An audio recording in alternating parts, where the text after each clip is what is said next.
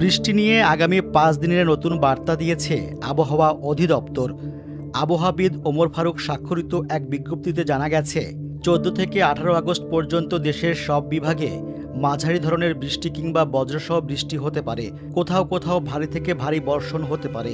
সেই সঙ্গে দিন ও রাতের তাপমাত্রা প্রায় অপরিবর্তিত থাকতে পারে। আবহাওয়া অধিদপ্তরের এক সতর্কবার্তায় বলা হয়, ভারতের উত্তর অন্ধ্রপ্রদেশ এবং দক্ষিণ ওড়িশা উপকূলের অদূরে পশ্চিম মধ্য বঙ্গোপসাগর ও এর কাছাকাছি উত্তর পশ্চিম বঙ্গোপসাগর এলাকায় অবস্থানরত লঘুচাপটি একই এলাকায় অবস্থান করছে। মৌসুমি বায়ু মোটামুটি সক্রিয় এবং উত্তর বঙ্গোপসাগরে মাঝারি থেকে প্রবল অবস্থায় রয়েছে। আজ সকাল থেকেই ঢাকাসহ দেশের বিভিন্ন অঞ্চলে বৃষ্টি হচ্ছে। আবহাওয়াবিদ মোহাম্মদ ওমর ফারুক প্রথম আলোকে জানান, আজ যে বৃষ্টি হচ্ছে তা মৌসুমি বায়ুর সঙ্গে লঘুচাপ মিলে যাওয়ার ফল। তবে এ লঘুচাপ অনেকটা দুর্বলই বলা যায়, আর এটি বাংলাদেশের উপকূলকে ততটা প্রভাবিত করবে না। এদিকে লঘুচাপটি নিম্নচাপ হওয়ার সম্ভাবনা কম।